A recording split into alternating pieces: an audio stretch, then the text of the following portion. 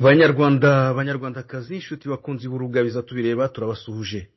Turi kuwa mbere tariki 3 ukwezi kwa munani umwaka w'ibihumbi 2020. Mukaba mugiye gukurikirana ikiganiro biza tubireba tugaceceka. Ni ikiganiro mutegurirwa n'Urugabiza tubireba mukakigezwaho nanjye Jeanne Pomsene Mporamusanga. Banyarwandakazi kuri uyu mugoroba tubafitiye umutumirwa benshi musanzwe muzi ariko kandi hariho n'abatamuzi. Muri makeya ni mwene data Gilbert, abenshi mumuzi mu mwaka wa 2017 ubwo yiyamamarizaga umwanya wa president. Mumuzi kandi mu mwaka wa 2013 ubwo yiyamamazaga nk'umukandida depite wigenga. Ubu ngubu akaba ari umuyobozi w'ishyaka iPad Rwanda. Bwana mwene data Gilbert, turakwakiriye mu kiganiro biza tubireba tugaceceka. Ndagushimiye Mporamusanga kubwo kuba muduhaye akanya kugira ngo uyu munsi tubashe kuba twaganira. Nanjye nejejwe no kuba muri kino kiganiro biza tubireba tugiye kugira umwanya wo kugira ngo tuganire n'abakunzi cyangwa se n'abantu baza gukurikira kino kiganiro. So ndabashimiye. Urakoze cyane.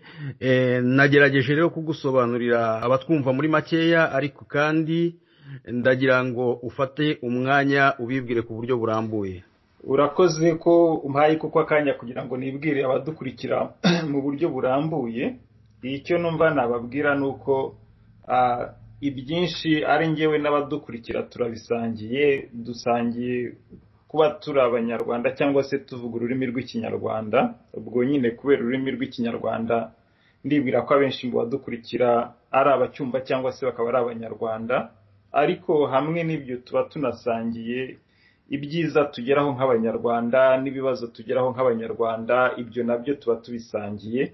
Umva rero mbaye nk'ubibwira nababwira ngo ndi mugenzi wabo, dusangiye ibibazo, ariko nkumva mu mutima wanjye n'ubushake bwanjye ngira ubushake bwo kuba twagerageza no gufatanya kubikemura. Akaba ariyo mpamvu mu gihe nk'iki tuganira, intego iba ari ukugira ngo turebe buryo ki niba hari ibitekerezo twatanga cyangwa se niba hari ibikorwa twakora byagira icyo bimarira abanyarwanda, mba numva twabikora.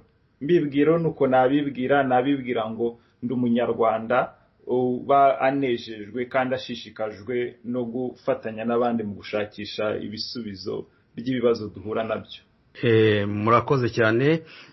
Bwana Gilbert mwene data, nkuko natangiye mbivuga nyine hari ibikorwa bimwe na bimwe abanyarwanda bagiye bakuzimo, ariko muri kino gihe ukaba uri umuyobozi w'ishyaka iPad Rwanda. Ndagira ngo mbere yuko twinjira mu kiganiro neza tuganira ku ngingo twateguye, nanone ngira icyo nkubaza kuri iPad Rwanda. Ese Gilbert mwene data, umunyarwanda wumva iPad Rwanda wamusobanurira ko ari iki? Ndagushimiye kuba wumbaje n'icyo kibazo nacyo. iPad Rwanda ndetse navuga yuko ubundi tukunda kwita cyangwa se n'abantu bakunda kwita iPad umuhuza, kuko ni bimwe navuga mu nyandiko twagiye dutangaza cyangwa se mu buryo twasobanuye intumbero yacu n'icyo dushaka. Twumva harimo gufasha abanyarwanda kubahuza n'ibisubizo kubera ibibazo byinshi bafite, cyangwa se no kugira ngo nabo ubwabo hagati yabo babashe guhura mu gushakisha ibyo bisubizo. Ubwo rero mbaye nkuvuga ngo iPad ni iki cyangwa se igamije iki? Icyo tugamije ni ugufatanya n'abanyarwanda kugira ngo tugere ku bisubizo by'ibibazo duhura nabyo.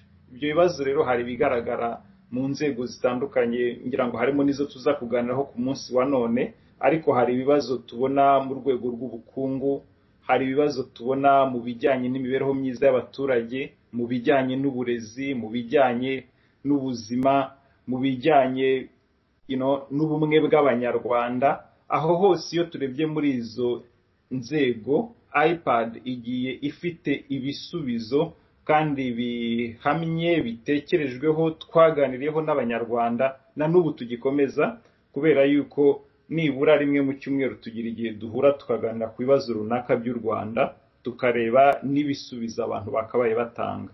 Mvuze rero gutyo navuga yuko ipad n'abanyarwanda kimwe n'abo badukurikiye cyangwa se twafatanije kuva kera cyangwa nabo dufatanye ubu ngubu bo kugira ngo dutange umusanzu mu kureba ibibazo by'igihugu ariko n'ibisubizo byaba bibibereye mu gihe kiri imbere.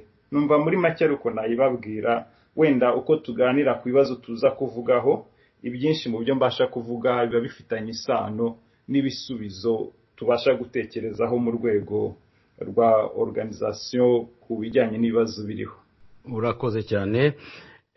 Ndagira rero ngo twinjire mu kiganiro nyamukuru twateguye. Ntabwo mu by'ukuri ari ingingo nyinshi turi buganireho kuri uyu mugoroba, ariko tugiye kuganira ku ngingo y'ubuzima. Nk'uko twese tubizi, muri kino gihe kuva mu mpera z'umwaka ushize kugeza uyu munsi, isi yose yugarijwe n'icyorezo cya COVID-19. Mu by'ukuri ni icyorezo kimaze guhitana abantu benshi cyane ku buryo ubona ko isi yose yahungabanye. Ni icyorezo kimaze guteza ibihombo mu bihugu byose byo ku isi ku buryo abantu bose bibaza ese bizaba bimeze gute, ese bizagenda gute nyuma ya COVID-19. Bwana Gilbert Mwenedata, ndagira ngo mbere yuko tuvuga wenda kuri COVID-19 mu gihugu cy'u Rwanda, ndagira ngo mbanze nkubaze aho ngaho uri muri Leta Zunze Ubumwe za Amerika, iki cyorezo gihagaze gite? Jean Paul, ndagushimiye. Icyo navuga nuko ni icyorezo hano muri Amerika gihangayikishije cyane, atari muri leta imwe ahubwo usanga ko muri leta 50 zigize kino gihugu usanga yuko icyorezo cyagiye kirushaho kuzamuka, ndetse hagenda hanafatwa ingamba zo kugira ngo kibe cyakumirwa. Ariko icyo navuga muri makeya nuko byagiye bigaragara yuko cyagiye gikunda kuzamuka. Byatangiye abantu bazi yuko abazafatwa na COVID bashobora kutazaba imibare ikomeye ihambaye cyane, ariko icyo navuga nuko kugeza ubu ngubu mu bijyanye na n'imibare igaragaza ubwandu yagiye rwose izamuka cyane. Muri make rero icyo navuga nuko ni icyorezo gihangayikishije. Burya iyo abantu bagera mu mamiliyoni banduye, ntabwo kiba ari ikintu kiba ari ikintu gikomeye cyane kandi gihangayikishije. Numva ari cyo nabivugaho. Murakoze cyane. Ni icyorezo gihangayikishije. Ndagira rero ngo tukiganireho ku ruhande rwacu noneho nk'abanyarwanda, cyangwa se tureba uko mu gihugu cyacu cy'u Rwanda iki cyorezo gihagaze. Ariko mbere yuko tujya kureba ngo mu Rwanda iki cyorezo gihagaze gite cyangwa se kirakumirwa gite, nagira ngo nkubaze ko Bwana Gilbert muyoboye ishyaka rya politike ipad, mwaba mwarigeze mwicara wenda nk'ishyaka ngo mutekereze kuri iki cyorezo, wenda mugire ingamba cyangwa se inama mwagira abanyarwanda kugira ngo babashe kukikumira? Twagize igihe cyo kubitekerezaho, ariko buriya nyine bigendana wenda n'ibibazo by'uburyo politike mu gihugu cyacu ikorwa. Navuga yuko ibyo dutekereza kabone niyo byaba byiza, usanga yuko uburyo n'urubuga rwo kugira ngo abanyarwanda babimenyeshwa ntabwo bikunda. Ugasanga rero iyo bimeze gutyo bituma nubwo abantu bagira ibitekerezo byiza ariko batabasha kubigeza abo kubo bigenewe. Ariko kubijyanye no kubitekerezaho, nta wareka kubitekerezaho. Burya ntiwakwirirwa mu rugo ubona yuko ari ikibazo runaka kandi uzi ko cyugarije isi, ngo ubure kuba watekereza ku buryo icyo kibazo n'ubundi cyugarije abo musangiye igihugu. Ni muri urwo rwego rero navuga yuko ibijyanye n'uko ikibazo cyugarije abanyarwanda twabitekerezagaho umunsi ku wundi, none no ku rwego rw'ishyaka. Burya iyo akenshi muri mu bikorwa bya politike mwitegereza ibyemezo birimo gufatwa n'abandi banyapolitike, hakaba harimo ibyo mushima, hakaba harimo n'ibyo mugaya, mukurikije nyine uko murimo kubibona, kuko burya iyo muri politiki akenshi icyo mukora biba ari ugutekereza, mureba ibibazo ariko mutekereza n'ibisubizo. Navuga rero yuko ikibazo wari ubajije, yego twagize igihe kinini cyo kubitekerezaho no kureba ibisubizo byarushaho kuba byiza ku bijyanye n'ibibazo abanyarwanda batejwe na COVID-19. Urakoze cyane. Hanyuma nk'uko twabivuze, iki cyorezo cyagaragaye mu Bushinwa mu mpera z'umwaka ushize, hanyuma mu kwezi kwa mbere gikwirakwira mu Burayi na Amerika, ahagana mu kwezi kwa gatatu nibwo cyatangiye kugaragara mu bihugu bimwe na bimwe bya Afurika harimo n'u Rwanda.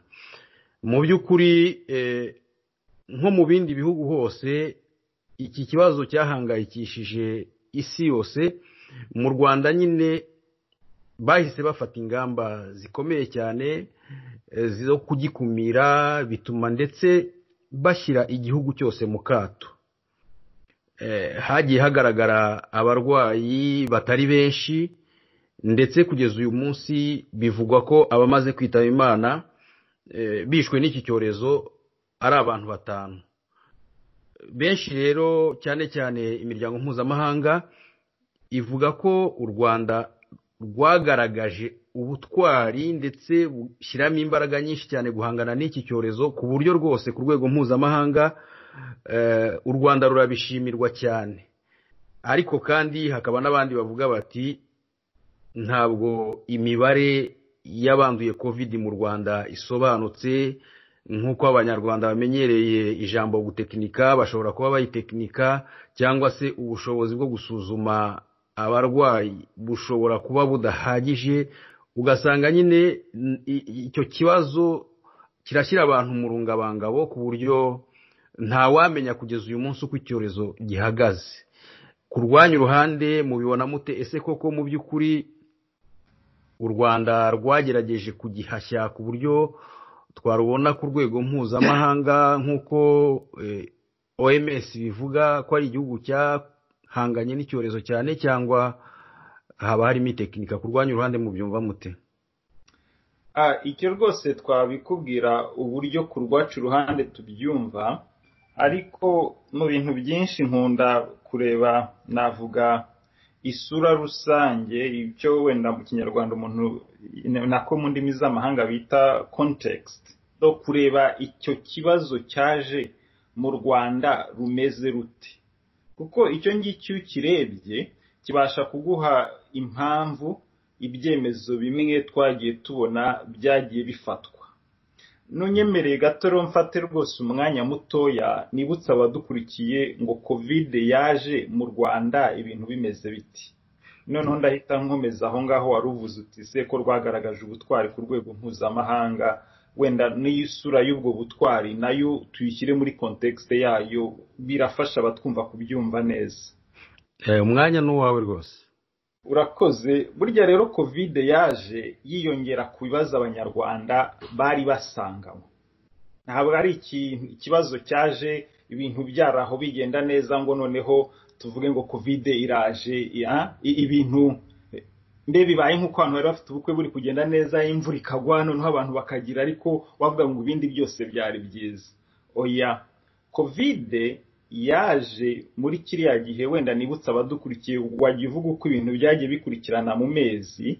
Muri Afurika hageze mu kwezi kwa gatatu, ariko twebwe mu Rwanda mu kwezi kwa kabiri, kimwe mu bintu bibabaje kandi byahabereye twibuka nuko ari bw'umuhanzi Kizito Mihigo yari akimara kwicwa.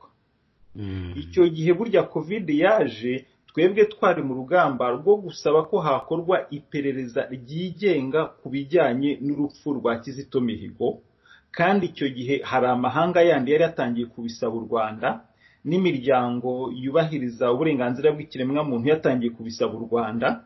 Abanyarwanda hirya no hino ku isi barimo kugenda bakora ibikorwa bigaragaza yuko icyo kintu cyabaciyemo igikuba. Noneho na leta imwe yagize igihunga, basohoye ibintu bya nyirarureshwa byo kuvuga ngo bakoze ngo rya perereza ngo nta rindi rikenewe. ibyo impamvu uvuze ni iyi ni ukubera yuko muri kiriya gihe navuga yuko hari ikibazo cyari mu Rwanda. Icyo kibazo cyari cyatumye umuganda wagombaga kuba ku mpera z'ukwezi kwa kabiri utabaho. Babwira abantu kuguma mu ngo zabo, kandi babwira abantu kuguma mu ngo, guma mu rugo itaraza.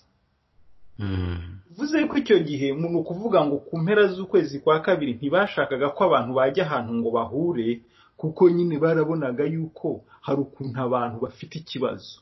Ku bari mu Rwanda rero babasha gukontorora, batabana nibagenda bagahura ntiwamenya ibyo bari buze kuganira, bati ntihabeho umuganda. Ibyo ngibyo abadukurikiye ndibwira ko babyibuka. Ibyo rero ndavuze ngo impamvu bifitanye isano na context nuko noneho nyuma haje kuboneka amahirwe noneho yo kubwira abantu guma mu rugo, noneho bishingiye kuri corona. Hano rero ikindi navuga cyariho muri icyo gihe ni iki, nuko nanone yaje navuga mu gihe ibikorwa bimwe mu Rwanda bihuza abantu nk'insengero zari zarafunzwe, burya zo zari zimaze iminsi zifunzwe, ariko ibyo byose yabigaragaza ikintu ibyo mu Cyongereza bita trend, ahantu ibintu byarimo kwerekera. Kuko hari harafunzwe insengero zirenga 7,000 mu Rwanda hose, zari zarafunzwe icyo gihe corona itaraza. Habonetse ikindi kintu gituma bagira ahantu bafungira abanyarwanda, hariho n'ubundi icyerekezo ubona cyo gushakisha ukuntu niba bishoboka abo bantu bafungirwa ahantu corona itaraza. Noneho rero ikindi twavuga ni iki mu bibazo byari bihari, nubwo hari inzara yazanywe na corona, ariko nanone twavuga yuko hari inzara yari isanzwe, abantu bari baragiye bita amazina ngo nzaramba, ngo warwaye ryari. Bigaragara yuko icyo kintu cy'inzara n'ubundi cyari gihari, cyangwa se cyaranavugwaga na corona itaraza. Ikindi nanone numva nakwibutsa abadukurikiye nuko corona yaje abaturage barimo gusenyerwa, emwe n'igihe bavugaga ngo bagume mu rugo, nyuma yaho hari abo basenyeye. Niho abantu bibazaga batese ko bategeka abantu kuguma mu rugo bakaba barimo gusenya ingo, abantu baraguma hehe? Icyo kibazo urabyibuka ko cyabayeho. Ahangaha rero bishatse kuvuga yuko corona yaje n'ubundi mu gihugu ubona cyarimo ibibazo biremereye, kandi biremereye corona itaraza. Corona yaje mu mwaka w'2020, ariko n'ubundi byari byaragaragaye ko icyari cyariswe viziyo 2020 cyabaye ikinyoma, ko nta kintu yigeze n'ubundi imarira cyangwa se ngo igeze ku banyarwanda. Ibyo nabyo birimo ibindi byiciro byinshi by'ibintu umuntu yavuga, buryo kiriya viziyo mu by'ukuri cyabaye ikinyoma, cyabeshwa abanyarwanda imyaka myinshi, ariko basanga bayigezemo bati none reka tujye tuvuga 2050, ubu ngo bari muri 50 ngo nibwo ngo abantu bazakira. Ariko nkavuga nti icyo nacyo cyaba ikindi. Impamvu rero ibyo ngibyo tubivuze ni iyihe? No kugira ngo abantu bumve neza ibibazo by'igihugu turimo ku munsi wa none ahangaha, emwe aho rwose mbibonereho no kwihanganisha abanyarwanda mu buryo bw'umwihariko bugarijwe n'iki cyorezo cya corona COVID-19. Ariko nanone nongera kuvuga ngo icyo cyaje ari ikintu navuga kiza. Noneho hari imvugo abanyarwanda bavuga ngo ibintu ngo byahumiye ku mirari. Imirari ubundi hari igihe ibituma umuntu atareba neza, ariko iyo bihumiye ku mirari baba bavuga ngo noneho byabaye bibi kurushaho. N'ibya corona rero niko byaje, ariko n'ubundi bisanga situation y'umunyarwanda ari ikibazo gikomeye cyane. Ariko burya iyo twitegereza ibintu tujye tubona haba hari icyo bisobanuye. Uyu munsi nibyo koko hirya no hino ku isi abantu bambaye udupfukamunwa, ariko mu Rwanda abanyarwanda bapfutswe iminwa mbere ya corona itaraza. Mbere ya corona itaraza udupfukamunwa turiya tutaraza, n'ubundi iminwa y'abanyarwanda yari ipfutse, turiya twaje none hari ikimenyetso kirebwa n'amaso, ariko na mbere yaho nta munyarwanda wabashaga kugira icyo avuga. Aha rero iyo tuvuze ngo ingamba zirimo gutera zafashwe zimeze gute, izo ngamba zirimo gushima. Ya mbere ngenzi ifiteho iki kibazo zarimo gutera abaturage ubwoba. umuvugizi wa polisi akajya hariya yavuga ibintu, avuga ibyo bagiye gukorera abaturage ngo bagiye gukaza ibintu ngo bagiye kugira gute, ukavuga uti se y'abantu bahangayikishijwe n'ikibazo, wakazi kawe ni ukubatera ubwoba cyangwa ni ukubahumuriza? ubwo rero ibyo ibindi nawe urabizi, byo gufunga abanyamakuru ba Cyuma bafunze n'uyu munsi baracyafunze. Ese Cyuma ko bamufunze bavuga ngo yavyuye ngo amabwiriza ngo ya corona muri code penal, mu mategeko mpana y'ibyaha y'u Rwanda harimo ikintu gisobanura yuko iyo umuntu asohotse afungwa imyaka iyi n'iyi mu bihe bya corona? Nta byarimo. Abandi bantu ndumva ngo bafunzwe ngo kubera ibya corona. Wenda ntabitinzemo cyane, bino byo turaza no gukomeza kubivugaho, ibijyanye n'ingamba u Rwanda rwafashe n'uburyo isi zibishima.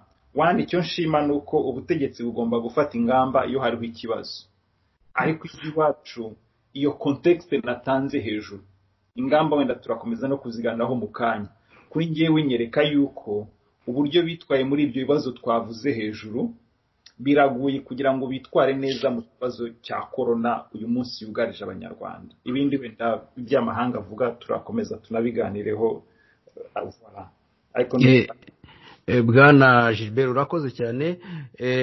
Hanyuma mu byo uvuze ko iriya corona yaje isanga hari n'ikibazo cy'inzara, inzara ya nzaramba yari maze iminsi izengereza abantu, ariko ndagira ngo twibukiranye yuko iyi nzara uvuga ahubwo leta y'u Rwanda yo ndetse n'ayo maraporo y'imiryango mpuzamahanga nka OMS bavuga ko no mu gihe cya COVID nta munyarwanda wigeze asonza, kubera yuko leta y'u Rwanda yatangaga ibyo kurya mu baturage. Mu by'ukuri ibi bintu se we wemera ko ari ukuri ko nta munyarwanda wigeze asonza mu by'ukuri? Urebye rero reka nkubwire, buriya ubundi umunyarwanda yanashonje, burya mu muco wacu n'ubusanzwe si kenshi umuntu asonza ngo akubwire yuko ashonje. Ariko noneho hiyongeraho n'ikindi kintu cy'uko n'abashonje babujije abakabaye babageraho ngo batumenyeshe ko bashonje. Niyo mpamvu hejuru nari nkubwiye urugero rw'umunyamakuru uriya Cyuma Hassan Dieudonné, yarazwi nk'umwe mu banyamakuru bafite ishyaka n'ubushake bwo kugera ku banyarwanda, akavuga uko yabasanze akabimenyesha abantu. Niyo wamenyekanishije cyane cyane biriya by'ababaga barimo gusenyerwa bavuga ngo bari mu manegeka, niyo wamenyekanishije iby'abahohotewe n'abasirikare babafashe ku ngufu, niyo wamenyekanishije byinshi twagendaga tubona. Harimo umuturage wabonaga yabaga ahantu ku gasozi nk'inyamaswa bakaza kumugaragaza. Hari byinshi yavuze tutarondora, emwe n'abashonje yari yatangiye kubivugaho. Nk'uwarafunze uwitwa Theo uriya wo ku kinyamakuru mu Bavu, nubwo baje kugira gutya bakamurekura, ariko nawe ni muri icyo gihe ni muri ubwo buryo bamufunzemo n'abandi. Bishatse kuvuga ngo icyo uvuze utese koko nawe urabyemera ko abanyarwanda badafite inzara? Nta muntu burya washonje mbere ya corona wahaga muri corona, ntabwo bishoboka. Ntihazagire umuntu ukubeshya, kubera yuko mbere ya corona ni ukuvuga ngo yabashaga kugira icyo yifasha. Iyo leta se itarabashije gukumira inzara, ibi hari ibihe bisanzwe abantu babasha guhinga no gukora no kubigiramo uruhare, yashoboye gukumira inzara noneho abantu bafungiye mu ngo zabo. Ibyo byo kiba ari bene cya kinyoma. Ariko iyo ubutegetsi bwahisemo kwimana ubwisanzure bw'itangazamakuru, bugahitamo yuko ibiba ku bantu bitamenyekana, icyo gihe ibiba ku bantu byinshi bibi ntabwo bibona umuntu utinyuka kubivuga cyangwa se wemerewe kubivuga. Kirarongeye ku giti cyanjye mu by'ukuri ntabwo nkemera, kuko n'uyu munsi urebye ubwinshi bw'abanyarwanda batangaza inzara basaba kuba turi mu mahanga, ntabwo bivuga yuko nta bantu bakubwira ikibazo kijyanye n'uburyo bashonje bamerewe nabi. Bigaragaza yuko mu by'ukuri ikibazo cyo kirahari, kandi nyamvuga ngo impamvu ibibazo byacu bimwe na bimwe bidakemurwa nuko abantu bihutira gushaka kubihisha. Ubwo ndavuga cyane cyane ubutegetsi, noneho bwashaka kubihisha ahubwo bugashyira ku mugaragaro nyine bya bindi byo kumurikira amahanga, byo kugira ngo bandike mu binyamakuru. Hari ibyo nahoze nsoma bavuga ngo ibintu by'agatangaza mu Rwanda bakoze mu kurwanya corona, nkavuga ntese aba banyamahanga ukabona mu by'ukuri hari ibyo ubona urasoma ugaseka ubundi ukababara urabona ni kwa kundi nyine rimwe na rimwe bavuga u Rwanda ugakeka ko ukaba wagira ngo hari bararukurusha kandi nawe uruzi neza. Hano ndavuga ko ikibazo cy'inzara birababaje ariko abanyarwanda barayifite. Nubwo tutari twavuze ko turi buvuge kuri Cyuma ariko umukomojeho kandi uvuga ko nyine ni nako leta ibivuga ko yafunzwe kubera kwica amabwiriza yo kwirinda coronavirus. Bwana Gilbert Mwenedata, kugeza uyu munsi abantu bishe amabwiriza yo kwirinda coronavirus iyo bafashwe bacibwa amande. Ushoboye kuyishyura ako kanya arayishyura bakamurekura agataha, hanyuma utabishoboye bamujyana muri stade akararamo aho ngo bigishiriza abantu kwirinda corona, hanyuma bugacya bakabarekura bagataha. Ese ko Cyuma agiye kumaramo hafi amezi angahe koko ubu twabyemera ko Cyuma azira kwica amabwiriza yo kwirinda corona? Ntabwo ari cyo Cyuma azira, icyo Cyuma azira gifitanye isano n'abandi twese tugerageza kuvuga. Niyo mpamvu dushobora kuvuga ariko ugasanga tudafite uburenganzira bwo kugira ngo nyine uvugire mu Rwanda wisanzuye kandi ari cyo gihugu cyawe. Biriya rero byose uvuze byo gufata abaturage benshi ugasanga bafungiwe muri stade, ugasanga nyine barababuze epfo na ruguru, biriya ni ibimenyetso mu by'ukuri byihariye bikwereka buryo ki iyo mu gihugu hari ubutegetsi bw'igitugu umuturage baramujujubya, kubera yuko nk'uko wabivugaga uti nta muntu mu Rwanda harya ngo hapfuye ni umuntu umwe cyangwa ntawe. Oya, ubu baravuga ko hamaze gupfa 5. Ni 5. Okay. Ngaho nyumvira ngo ni abantu 5, ariko nzi neza yuko wareba iyo nzara twavugaga ushobora gusanga abo yisha ari bo benshi cyane kandi ari yazanywe na corona. Ku byo wavugaga bya Cyuma twese tuzi uburyo ki inkuru yakoraga, wabonaga ko ari inkuru ziri mu butwari zo kuvuga ibintu mu by'ukuri ubona biri ku mutima w'abaturage, ubona ko abaturage bamwishimiye, ubona ko avuga ibibazo byabo. Kuba bamufata bakamufunga bakatubwira ngo impamvu ngo ni ukubera yuko ngo yarenze ngo ku mabwiriza ngo y'ibijyanye ngo n'ibya corona, n'ibintu bidasobanutse na gatoya. Twese mu bihugu turimo hano hirya no hino ku isi ntabwo ujya usanga, njye simbizi hano ahomba nibwira ko kiri mu bihugu usanga bavuga yuko icyo cyorezo cya corona giteje ibibazo cyane.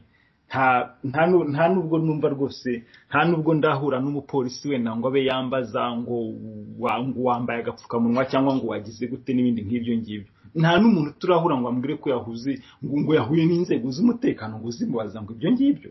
Simbizi, wenda sibivuze yuko icyo kibazo batagihagurukiye. Oya, natwe ahangaha turi utegekwa kwambara agapfukamunwa ari uko ugiye ahantu hahurira abantu benshi. None se baze yego komeza uri mu nzira ugenda uri wenyine, uri ku igare, uri kwikorera siporo uri wenyine, nta muntu n'umwe ugutegeka kwambara agapfukamunwa. Yewe nanjye ntawe ndabona. None se ko twebwe hano bitahaba, hari ubwo mujya mubona abayobozi b'inzego z'umutekano nka za polisi baza kwihaniza abaturage no kubakangara no kubabwira ukuntu bagomba kwitwara wenda nko ku mateleviziyo? Oya, ibyo ngibyo ni amabwiriza atangwa y'inama ya guverinoma yateranye, hanyuma bakavuga bati ibigomba kubahirizwa n'ibi, ariko mu by'ukuri nta byo kujya gutangirira abantu mu mayira biba birimo. Urakoze cyane, kuko nanjye nicyo nibazaga mvuga nti si byo mbona ahangaha n'ahandi niko bimera. Mu yandi magambo icyo dushaka kuvuga hano mu kiganiro ni uko ntabwo mu bihe by'akaga, mu bihe by'ibibazo, inzego z'umutekano ziba zigomba kuza guhungeta abaturage. Ngo umuyobozi wa polisi ngo ajye hariya ngo avuge yarakaye, ngo avuge ngo ubu rwose ngo turaje ngo tubereke ngo mugiye kubona kwa kundi baba bambaye noneho n'imyenda y'akazi n'ibindi nk'ibyo ngibyo, ngo umuturage avuga ati noneho katubayeho. Ntabwo icyo ari cyo kamaro, ntabwo ari wo murimo w'inzego z'umutekano. ntabwo ari umurimo w'inzego z'umutekano rwose, hariya ziba zataye akazi kazo.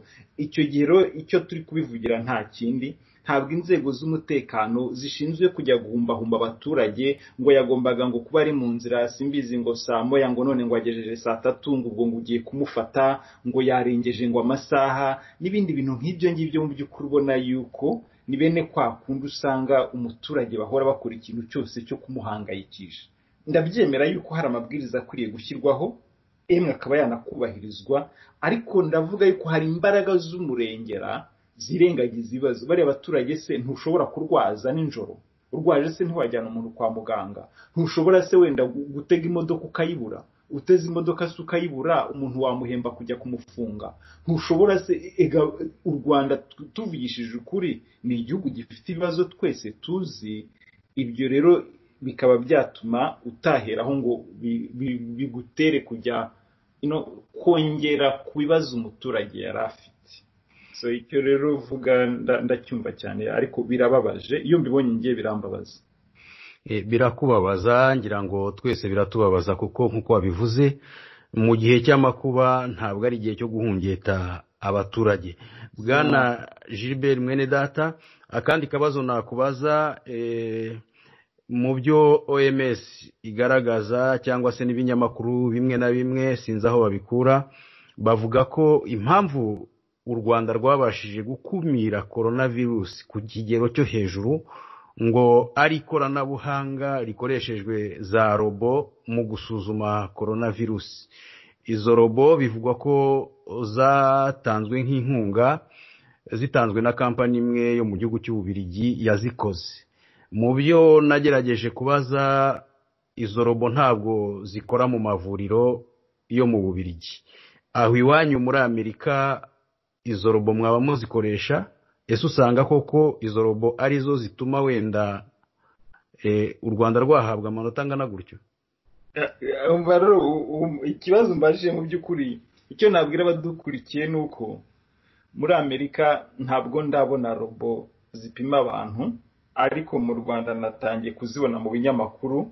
Aho igitangaje ni uko nanjye nazisomye mu kinyamakuru cy'ahangaha cyo muri Amerika, ndatangara.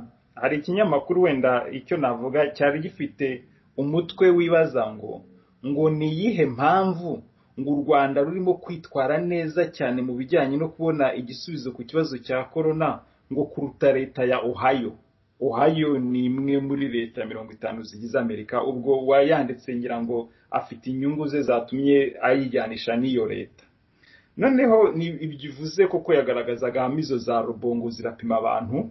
N'ikindi yavugaga ngo usanga ngo mu Rwanda ngo ni bene hahantu ngo nubwo ngo ahandi ngo hirya no hino ku isi ngo usanga gupimira corona ngo ari ibintu bigoye cyane, ngo ariko mu Rwanda ngo igihe ushakiye cyose ngo ushobora ngo kuba ngo urimo kwigendera ku muhanda ngo hakaza ngo umuntu ngo akakubaza ngo se ngo urashaka gupimwa, ngo wakwemera ngo ugahita upimwa, ngo kandi rwose ngo ni ibintu abantu bakora ngo ku bushake. Mbese ubona ari kuvuga ibintu ukavuga Rwanda se na robo kandi yazifotoye mu kinyamakuru tubasha kuzibona.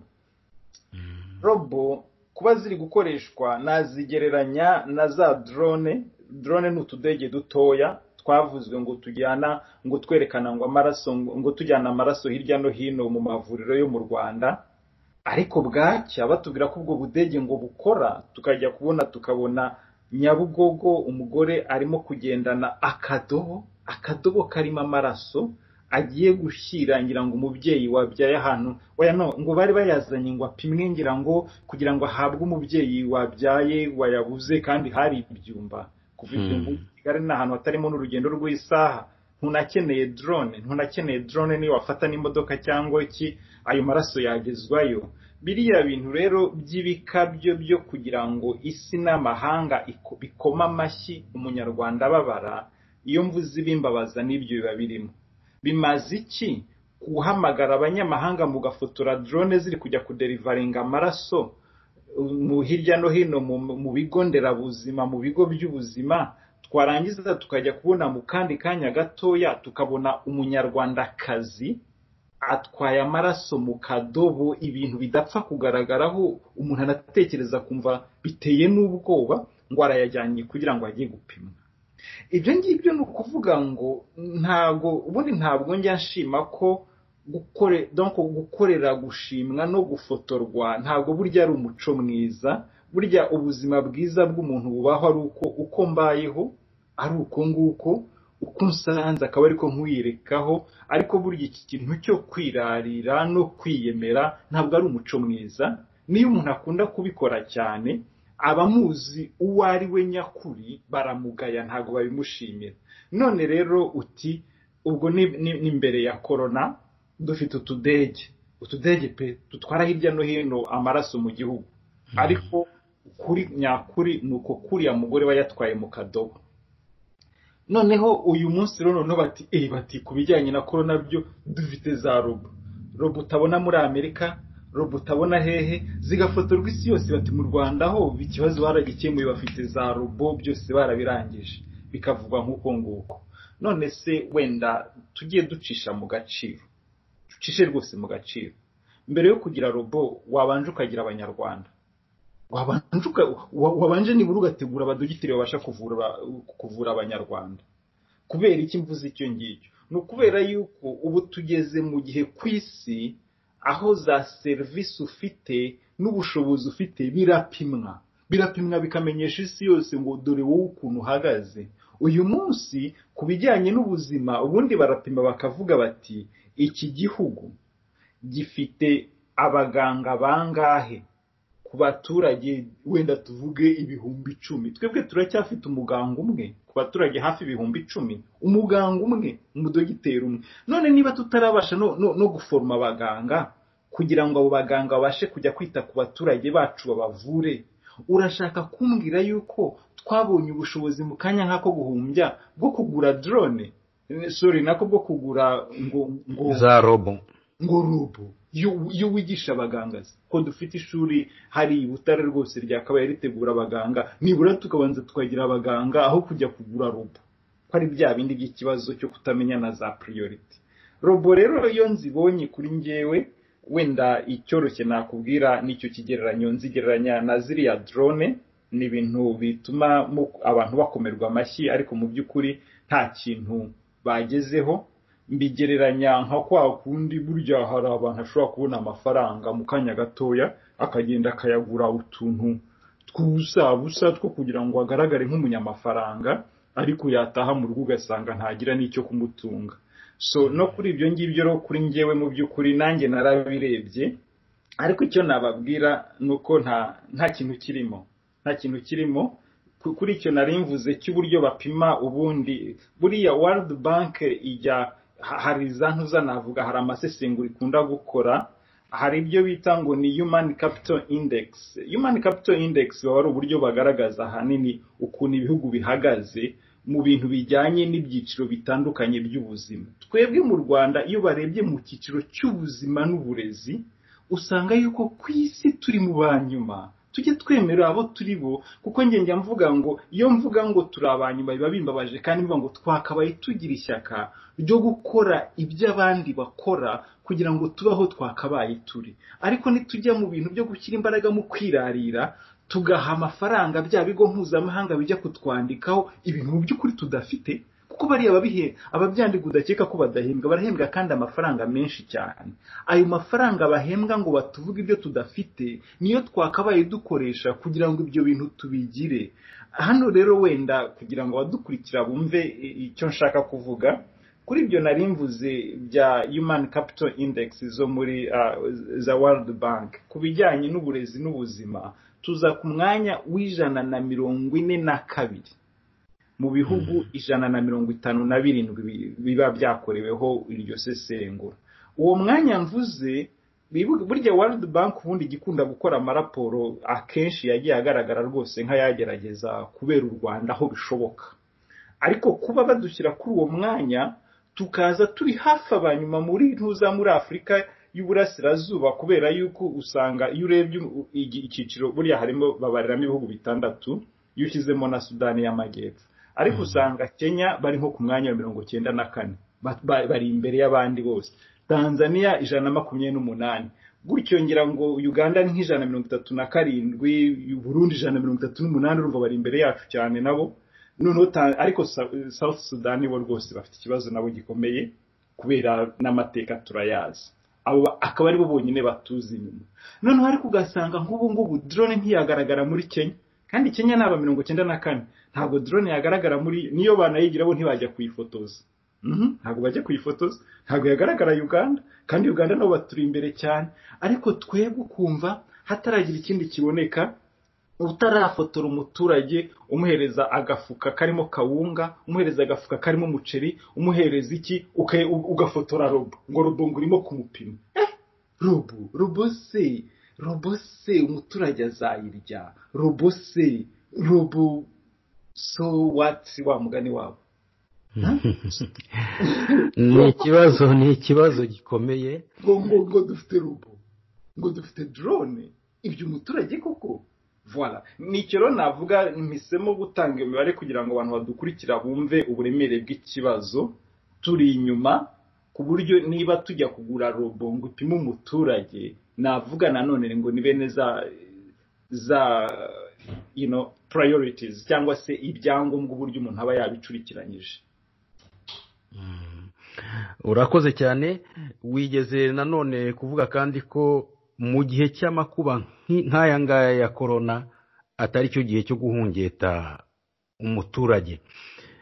Mu by'ukuri nk'uko ku isi hose bimeze, nyine dutegetswe kwambara udupfukamunwa, cyane cyane nyine iyo tugeze ahantu hahurira abantu benshi.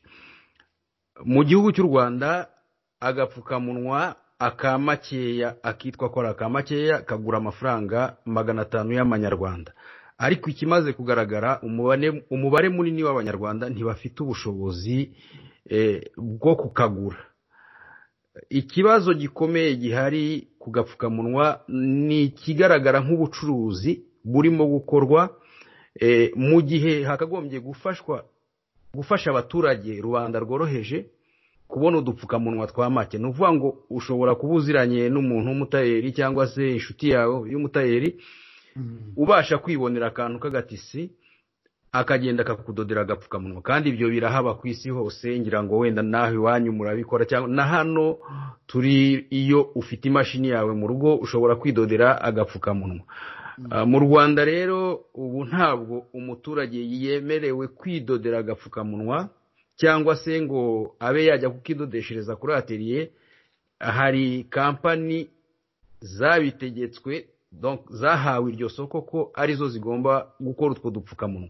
Ni ukuvuga ngo mu gihe ubuze amafaranga 500 yo kugura utwo dupfukamunwa twagenwe na leta, ukikoreshereza kawe, n'ubundi iyo bagufashe barakakwambura, ubundi bakaguhanisha bya bihano byateganyijwe.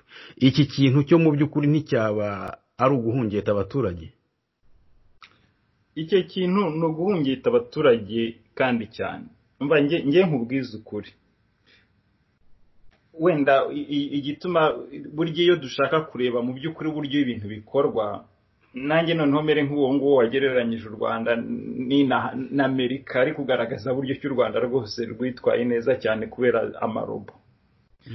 So inahangaha njya mbona agapfukamunwa, hari n'igihe umuntu atakambara, ahubwo akaba wafata n'akantu. Hari ukuntu buryo ushobora gufata akantu, urabona nka turi abadamu bajya bambara nko mu ijosi, sinzi nibagiwe izina batwita, natwo tu echarpe gutyo, echarpe, voilà echarpe. Noneho hari ukuntu ashobora kugafata akaba yagashyira nko ku mazuru gutyo. Mwagiye wenda mubibona bamwe na bamwe, biriya ntawe babibuza ku buryo umuntu ashobora kuba yabikora gutyo. Utuntu nk'utwo rero mu gihugu gikennye nk'u Rwanda, uretse abaturage bakabikora, nta kintu biba bitwaye mu by'ukuri, kubera yuko nk'uko urimo kubivuga, gusaba umunyarwanda ngo amafaranga 500 y'u Rwanda, ndakubwiye ngo ni menshi cyane. Kandi impamvu ari menshi cyane nabyo tujye tubireba. Twibuke yuko abanyarwanda benshi bari munsi, batungwa na munsi y'idolari ku munsi, Ibyo ngibyo ni ukuvuga ngo ni bene ya mibare igaragaza mu by'ukuri gukena gukabije mu baturage. Ayo 500 rero urumva yuko niyo umuntu yaba yayabonye, kuvuga ngo ugiye kugurira abo mu rugo rwawe udupfukamunwa, utarabagurira icyo kurya, sinibwira yuko icyo ngicyo rwose umuntu ashobora kugishyiramo imbaraga. Urumva rero, ariko wenda ibintu byinshi tuba dukwiriye kumva impamvu ziba zibitera. Impamvu nk'uko urimo kubivuga, batareka umuturage ngo abashe gukinga ku munwa icyo akwiye ashobora gukinga ku munwa. Impamvu adashobora kureka umuturage ngo niba yakidodeshereza akidodeshereze ni iyihe? Ibyo bifitanye isano n'ibintu byose bibera mu Rwanda bishobora kwinjiza amafaranga. Burya mu Rwanda ibintu byinshi ibyo twese turabizi, amasoko na ya FPR. Ugiye muri transport mu mujyi wa Kigali ndetse no hirya no hino mu ntara usanga FPR yarinjiyemo, ikagira n'amakampani abantu bakabazi kuyitirirwa ugasanga yuko ari ayayo. Ugiye mu bijyanye n'itumanaho biriya by'amakampani y'amatelefoni n'ibindi nk'ibyo, iyo ngiyo niyo. Ugiye mu bijyanye na process gutunganya ibituruka ku matungo ndetse no ku bimera n'ibindi nk'ibyo ngibyo za Inyange n'ibindi nk'ibyo, byo ni ibya FPR. Ugiye ku bijyanye navuga iki nareka iki ko mwese murabizi, domaine zose. Ugiye ku bijyanye n'ubwubatsi, imihanda za Horizon, burya bagira ibintu byose ubusanga biri mu maboko yabo. Bituma rero ubundi isura buriya butegetsi bukunda kugirira umunyarwanda kandi ari nayo itubabaza, bamubona bamubona nka mu yandi magambo bamubona nk'umuntu w'umuguzi, umuntu wo gukamura, umuntu wo gukuramo amafaranga, ku buryo kuri buri kibazo kibaye bareba icyo bo bazakuramo kurusha ikindi icyo ari cyo cyose. Hano ndifata ku kintu kimwe, sinzi ubupfukamunwa umuntu ubucuruza, ariko buri wamugenzura neza ashobora kumenya impamvu z'ayo mategeko. Hariya hari ikintu ugenzura noneho ukaza kumenya impamvu zayo, ukaza kumenya impamvu, kuko n'ibyo ndimo kuvuga ibya transport FPR imaze kuyinjiramo mu Rwanda, yamaze kugura amabisi n'ibindi nk'ibyo ngibyo, bazanye ibintu bita ngo ni speedometer. Icyo gihe byari uburyo babara umuvuduko w'imodoka, bakavuga ngo nta modoka ngo izarenza ngo kilometero 60 mu isaha nizijya mu ntara. Kilometero 60 mu isaha tubishyize mu byo ino babibaramo bya mile, sinzi ngo ni zingahe, ni nka mile hari nka 30 na zingahe, cyangwa zikabije wenda 40. Abantu barakubwiraga bati dusigaye dutwara imodoka ku buryo umunyamaguru yayivamo akirukanka akayisiga. Icyo gihe birumvikana ati kagenda gahoro, ati ku buryo ati iyabu ya FPR turuka i Kigali nyine aho ishakiye ikagucaho ikigendera, kuko yo icyo gihe umenya. Ariko nyuma nabo ngo baraje kuzishyiramo, ndumva iyo nkuru nashaka kuba narayumvise ko baje gushyiramo za speedometer. Nabo simbizi, nakongera nkareba update, ariko mu gihe twajyaga mu matora ya 2017 nabivuzeho. Icyo gihe nari ngifite imibare ya hafi aho ngaho y'icyo gihe, ubu nabwo nakongera nkabireba. Ariko icyo nshaka kubivugaho ni ikihe, nuko kubijyanye n'ibintu byose bicuruzwa mu Rwanda, bareba umunyarwanda bakamwiga, bakamenya aho bari buze kumukuraho amafaranga, bagashyiraho amategeko. Ibyo ngibyo bigaragara mu buryo bwinshi cyane, kandi babanza gukrera ibibazo utamenya ngo ibibazo bingana gute. Hari igihe mu Rwanda habagaho za accident zitagira ingano, bahaza gushyiraho izo speedometer. Niba arizo zahagaritse accident, niba accident byaragendaga gute ntumbaze. Nyuma hari n'ikindi gihe buriya mu Rwanda hajya haba ibibazo rimwe na rimwe byarangira njye nkunda gusubiza amaso inyuma nkavuga ngo ariko iki kintu byaje kugenda gute, ko kigeze nacyo gutera nk'icyorezo kikaza kugenda. Buriya mu Rwanda haje gutera icyorezo cyo gushya kw'amazu. Icyorezo ushobora kimenya ukajya kumva ngo harahiye, baba bari kuvuga hamwe arabe ngo nungu na Nyabugogo ngo inzi ni irahiye, ukajya kumva ngo muri quartier Mateus ngo inzi ni irahiye, ngo hanaye inzi ubu ngo bakavuga ngo ni insinga zaba abandi b'umuriro bakoraga guhinduka amazina, niba baritwaga wasa, niba babaye wasa bitwa rege electrogaz.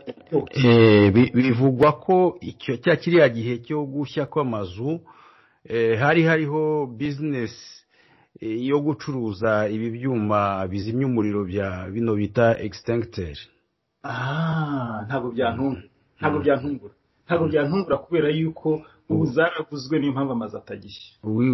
Bategekaga nyine abantu kwinstara bushyashya, urumva ari za kampani zicuruza izo nsinga zirunguka, ariko cyane zari za extincteur.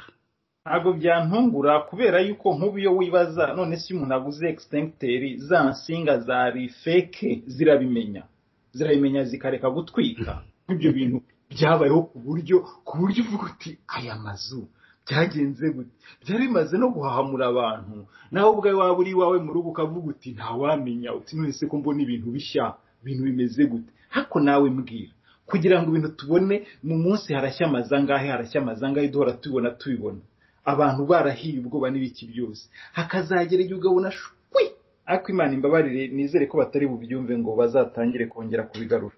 ariko birampangayikisha. Aho rero icyo ndimo kubivugiraho niki, kugira ngo abantu bumve aho tubihuriza n'ubwo bupfukamunwa, kandi turi kuvuga ngo buragurishwa amafaranga runaka, kandi umuturage ntiyemeye kugakora, n'ubwo kugakora byoroshye cyane. Ikibazo nta kindi nuko hariya icyo kintu cy'ubucuruzi, kuba ishyaka riri ku butegetsi FPR ryaragiye mu bucuruzi, kuba bareba umunyarwanda buri gihe bagashakisha ikintu bamukamuramo amafaranga, bituma buri kintu cyose kije kabone niyo cyaba ibyago biba uburyo bwo gukamura umunyarwanda.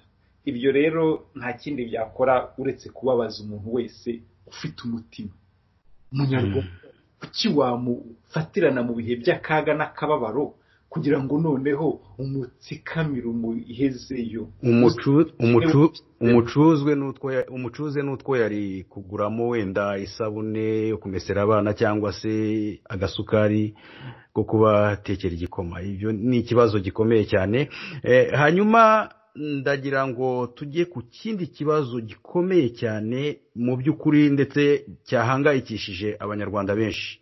Ngira ngo urabizi ko mu Rwanda dufite abantu bitwa abajyanama b'ubuzima bakorera mu midugudu. Abo ni abaturage basanzwe batigeze biga habe na gato ibigendanye n'ubuvuzi, ariko Minisiteri y'Ubuzima yagiye bategurira amahugurwa mu kubigisha ibintu bigendanye no kuvura indwara zoroheje, atari no kuzivura cyane ahubwo kuzisuzuma. Izo ngizo harimo nka za malaria, nk'imisonga ifata abana, cyangwa se za diyari, ibintu nk'ibyo ngibyo. Mu by'ukuri ibyo nta kibazo byari biteye, kuko ni ibintu ubona ko ari indwara zidahangayikishije cyane mu buryo zandura. Ikintu rero gihangayikishije ubu ngubu ni uko ikigo cy'igihugu gishinzwe ubuzima, icyo bita RBC, cyatangaje yuko ubu noneho ubuvuzi bwa coronavirus bagiye kubudecentraliza, bukajya mu midugudu ku bajyanama b'ubuzima, bagahabwa ngo ibikoresho akaba ariho bazajya bavurira abaturage. Ngo noneho kwa muganga hakajyayo abantu barembye cyane bageze ku munota wa nyuma.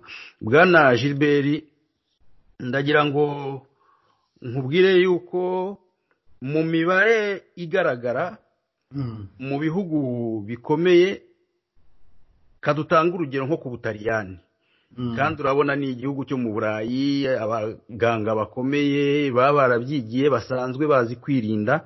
Ubu kugeza uyu munsi barabarura abaganga barenga 150 bamaze gupfa bishwe na corona bagiye kuvura abarwayi. Hari ibindi bihugu by'Uburayi bagenda bavugamo abaganga nka 20, hano mu Bubiligi ngira ngo bavuga abaganga hamwe n'abainfirmieri bagera kuri 26. Mu bindi bihugu gutyo. Mu Bushinwa ho bashobora kuba ngo ari benshi cyane, usibye ko Ubushinwa butajya butangaza imibare nyayo, niko bivugwa. Ndagira ngo nkubaze Bwana Gilbert, iki cyemezo cyo kujyana ubuvuzi bwa corona mu bajyanama b'ubuzima, mu by'ukuri ku rwawe ruhande ni igitekerezo cyiza? Icyo navuga nuko burya tuba dukwiye kumenya uko igihugu gikora n'umuco wacyo, no tukamenya n'ibibazo anyine navuga n'ibyemezo bashobora gufata uko byamera. Buriya ibyo icyo nabigereranya nuko mu gihe mu Rwanda hari harabaye ibyaha bya jenoside, ibyaha byibasiye inyokomuntu, ibyaha bihambaye nka biriya byose, mu gihe byagaragaraga ko mu by'ukuri hakenerwa abantu b'abahanga basobanukiwe amategeko babasha gukoresha ubushishozi no kugira ngo rwose hatagira umuntu uza kurengana, hafashwe ibyemezo byo kugira ngo abaturage bahabwe ubushobozi mu by'ukuri bwari buhangayikishije abantu benshi bwo guca imanza ziremereye nk'izo ngizo, bigahabwa umuntu utarize amategeko, bigahabwa umuntu utizeweho ubushishozi, bigahabwa umuntu ukennye ushonje ushobora guha amafaranga aya 500 twavugaga agaca urubanza rwafungisha umuntu imyaka 30 cyangwa se rwahindura umwere umunyabyaha. Ibintu nk'ibyo wumva mu by'ukuri biteye ubwoba. Igituma mbigereranyije ni ikihe? Ni igihe ufashe ikibazo kiremereye noneho ukagishyira mu maboko y'umuntu utarateguwe ku rwego ruhagije, ku rwego ruremerewe rwo guhangana nacyo. Ugafata umuturage utarize amategeko, utarateguwe mu buryo runaka, utijya guca ziriya manza zakabutindi ziri aho ngaho, akagenda bikarangira nyine ari ikibazo. Hano rero ikintu kirimo gikomeye dukwiriye kumenya nuko burya ibibazo byinshi bipfira mu maboko y'abafata ibyemezo. Umuntu ufata ibyemezo akenshi rimwe na rimwe hari igihe abishinguriye umuturage udafite ubushobozi n'ubushishozi kuri bene icyo kibazo kubera ibintu ashaka kumukoreramo. Nko kuri Gacaca ibyo byarabaye cyane, aho wahagurukaga ushatse kwiyamamariza umwanya runaka, barangiza bakaba bagushyizeho dosiye ya jenoside, kandi Gacaca ku kanya gahita yikwemeza imyaka 30 na uzajya wumva umuntu nka uriya Dr. Theoneste Niyitegeka ufunzwe na n'uyu munsi ngo afunzwe burundu y'umwihariko. Icyaha kindi ni iki? Yashatse kwiyamamariza umwanya w'umukuru w'igihugu, na n'uyu munsi arafunzwe. Ibyo ni ibintu byo mu 2003 abanyarwanda ntibakabyibagirwe ngo nuko afunzwe imyaka myinshi ngo tumwibagirwe, ngo twumve ngo amaze igihe kinini ngo abantu bamwibagirwe. Tujye duhora twibutse ibye. Nkuriya arazira iki? Kandi abadukurikiye be gukeka ko mbizanye mu mwanya utari uwabyo. Oya, ndi gutanga urugero rwaho ufata umuntu udafite ubushobozi noneho ukamushinga ikibazo kiremereye, noneho agateza ikibazo kindi gikomeye. Uko niko nkuri yafunzwe. None rero uwo nuwacira urubanza n'umuturage utarize amategeko, baje bakabwira ati ruriya ruce kuriya kuko uyu muntu ntabwo tumushaka. Uyu munsi rero tugiye kururiya mujyanama w'ubuzima nawe utarize iby'ubuganga, utarateguwe bihagije. Nkuko twabigaragaje hejuru, ntabwo twirengagije ko u Rwanda rudafite abaganga, kuko ntabwo mu byashowemo amafaranga kugira ngo bategurwe, ntabwo byashyizwemo imbaraga. Nta baganga dufite. Noneho koroniraje n'imibare nayo ntabwo buryo iyo baripotinga dupfa kuyizera neza, kubera yuko njya mvuga ngo umuntu akubeshya kenshi yakubwiza ukuri ntumenye ko yakubwije ukuri. Ukavuga se kuko wumva yakubeshye kenshi, none barimo kuvugisha se ukuri. Uyu munsi ni ukuvuga ngo ibijyanye na corona nabyo rimwe na rimwe biradugora kumenya yuko uko bari kubitubwira ariko byagenze, kuko turi kubibwirwa ngo umuntu ngo hamaze gupfa abantu 3 cyangwa se 5, ariko ni muri bene cya gihugu tubona mu by'ukuri kijya kiberamo amatora bakatubwira ngo umukuru w'igihugu yatsinze afite amajwi 100%. Umuntu wese avuga ati ariko ziryo 100%, kumva ni ya nkuru igize, ukavuga uti mu by'amatora byo tumenyere ko batubeshye. Ariko ugasanga nanone icyo kinyuma nicyo kiza muri ibyo bintu byose turimo kuvuga. Harimo n'icyo rero cyo kuvuga ngo uriya muturage niba umufashe ukamubwira ngo naze ngo ajye mu bibazo byo kuvura corona, mu by'ukuri ataha ubushobozi buhagije, urakoze. Utanze urugero rwo mu Butaliyani, fata abaganga 150 bishwe n'icyo kibazo, barimo kugerageza gutabara, barimo kugerageza gufasha abantu, kandi ni abantu babyigiye, bazi kwirinda bazi kwirinda, bafite biriya bikoresho byose bitandukanye byo gutunganya intoki, byo kwipfuka ku munwa, byo kwambara hehe hose, nyine bijyanye n'ibitaro byateye imbere, bikabagiraho ingaruka zingana gutyo, bagapfa bangana gutyo. Twebwe mu Rwanda umunsi hapfuye 150 b'abajyanama b'ubuzima ntituzabimenya, nihapfa n'igihumbi ntituzabimenya, bazatubwira ko ari 2 bapfuye. batubwire ko ari umwe, batubwire ko ari nta wapfuye, noneho biducange tujye twumva tutazi ibyo ari byo. Ariko izo mpungenge zawe nanjye ndazifite, ntabwo nirengagije ko ubushobozi n'ubundi bwo kwita kuri abo bantu ntabwo twabwubatse.